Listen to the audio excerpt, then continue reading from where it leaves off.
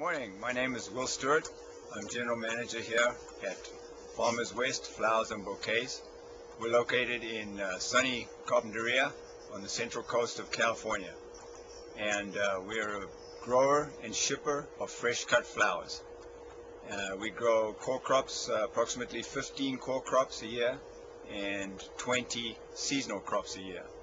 And we are very proud of our sustainable agricultural practices that we have worked on here at the farm, and I'm going to talk a little bit about that. Right now we're standing in one of our retractable roof greenhouses, and as you'll see from the video, what that means is that the roof can open completely and let in as much sunlight as we need for that day, and then in the evening time, if it's cold, we can close the roof up to secure it, to keep it nice and warm in here.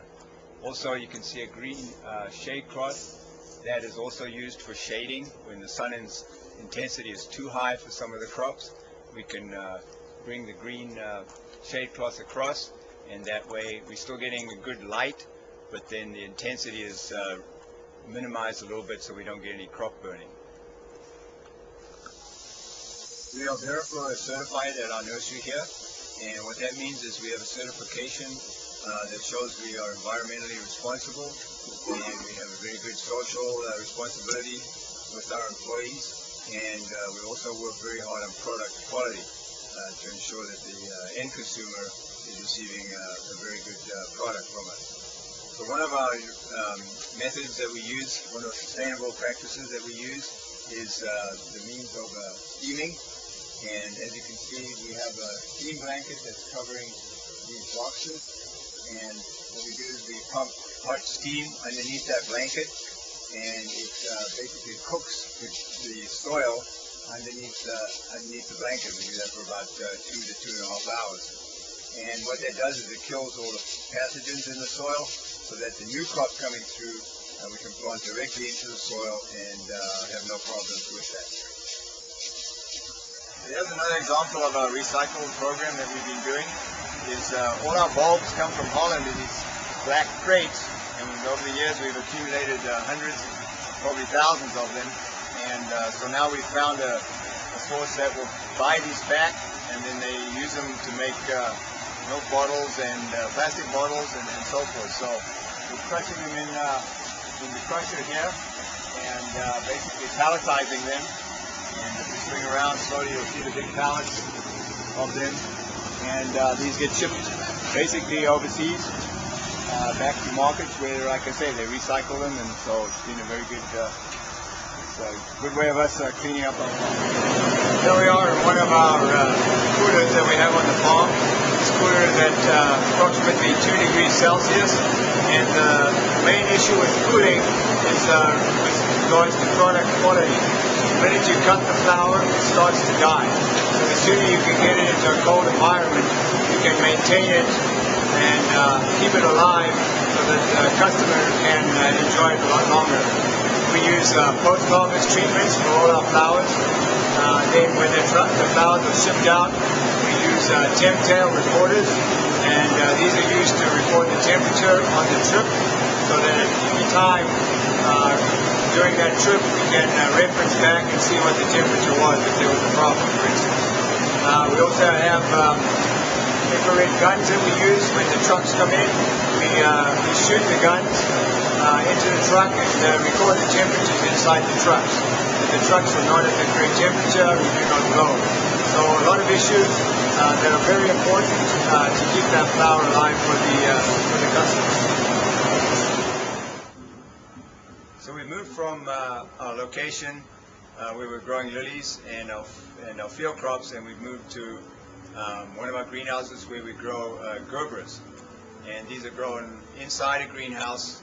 Once again, you have your shade curtain above and windows that open and close, etc., to maintain a certain environment in here.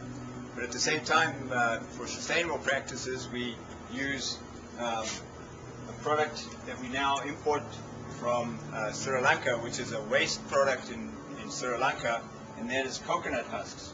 So they grow a lot of coconuts over there for the coconut oil, and the husk from the outside was a waste product until somebody decided and designed the soil now, and they grind it up, and we use it as a growing medium for our Gerber plants.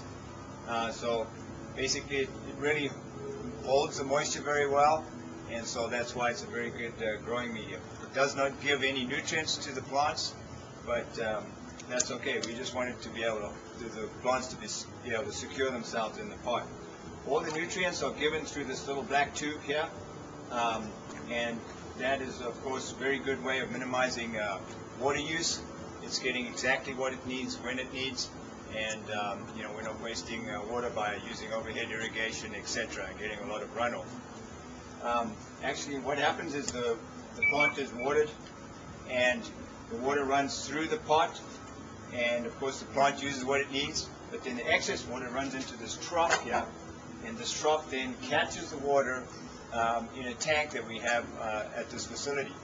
That water still contains fertilizer, so what we do is we take that water and we move it to different locations, the field being one example, where we actually then use it on our lily crops and gain the fertilizer that's in that water there.